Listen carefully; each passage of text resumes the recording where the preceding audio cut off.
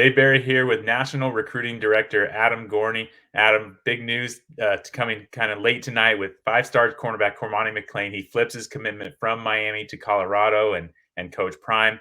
We saw he had visited there last weekend. So first off, give me some backstory. How did this all come about? Yeah, one of the craziest recruitments in Rivals history, for sure. He was supposed to sign with Miami during the early signing day. His coaches expected him to.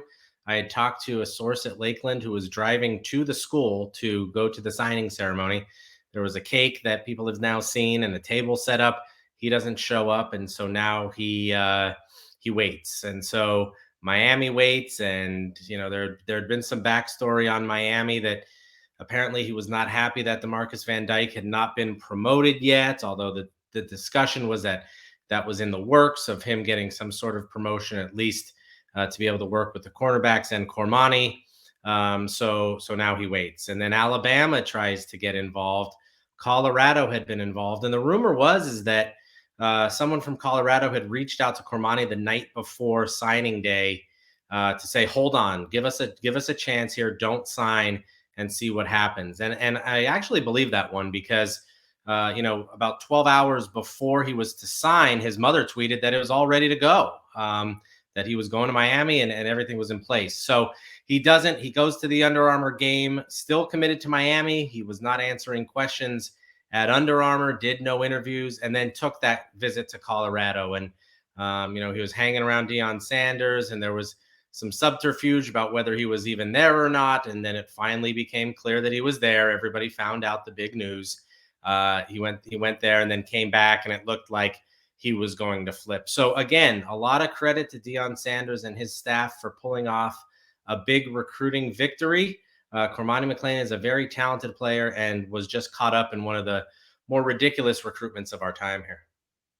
Yeah, this is the second time in 2 years now that he's landed a five-star cornerback. Last year, Travis Hunter at Jackson State. So they're going to be on the field at the same time. The two of these, lockdown cornerbacks. What does it mean for Colorado? You've seen Cormani a couple times in person, and then obviously on film. What kind of player are they getting, and what will it mean to have those two guys on the field at the same time? Yeah, we know what Travis Hunter can do. He only played in 8 games as a freshman. It seemed like sort of a warm up. The rumor that I had heard is that Deion was telling people that let's not get crazy here. We know we're not going to be here for 3 years. We know we're going to be at a bigger place, and that happened when he got the Colorado job. Was mentioned for other jobs. Georgia Tech and Auburn were some of them. And I think Travis Hunter was coming off an injury. He didn't want to push it, kind of get into the college game. He was tied for the team lead in interceptions while only playing 8 games. He led the team in pass breakups. He's a super athletic guy that's going to be very, very special in the Pac-12. Cormani is very similar in the sense that he's long and athletic, and he's a tough playmaker. He's very quiet off the field, a little bit withdrawn, but when he gets in between those lines, he's super aggressive. He talks, very alpha male out there. So you're going to have 2 cornerbacks that are very locked down guys that you can trust, which means you could change the defense. This is a team that the roster needed a revamp. It is in the process of getting revamped, but they were 1-11 last year. They got blown out in pretty much every game. So Deion Sanders is talking a big game and saying that he's going to go in there and it's going to be, wins right from the start. But I get the sense that the Pac-12 isn't going to give up. They've definitely gotten better. There's no doubt about it. Cormani McClain is a huge addition, but there's a lot more additions to go here. Yeah, that was my next question, was about what this means for going forward for Colorado, and whether you think that he can continue this. Does it give them some momentum, because they do. They still have to play the USC's and Oregons of the world in the Pac-12. Yeah, and I think Deion Sanders came out and said it pretty interestingly the other day, is that they're going to go 20% high school. So if you're a high school kid and you're being recruited by Colorado, that you feel pretty good about yourself, because they're not really going to target high school kids. You're not going to win there by developing high school kids over 3 years. Some will pan out, some won't pan out. So he kind of broke it down: 40% grad transfers, 40% transfers, 20% high school. That means he's looking to revamp almost that entire roster very, very quickly.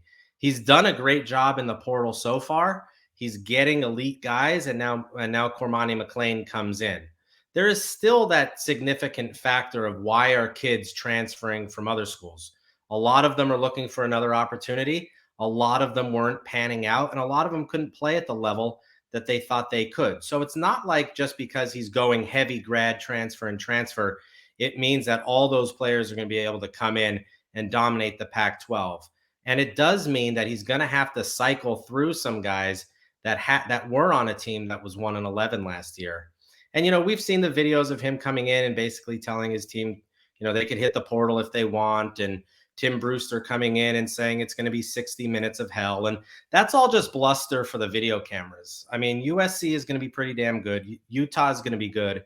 Oregon is not going anywhere. Oregon State is very good. There's still a lot of very talented teams in this conference that are going to challenge Colorado. And I do get the suspicion from talking to people that the coaches are very excited about the opportunity to play Colorado next year, just because there's so much talk around them, which is a credit to Deion and his staff. So much talk around them that they might want to, give them a little comeuppance. Yeah, all that talk that kind of puts a target on their back, but it's going to be fun to watch how Yeah. it plays out going forward for sure. Well, Adam, thanks for your time. Let's remind everybody you can see all this coverage at rivals.com and our Colorado site, CU Sports Report. Thanks, Adam.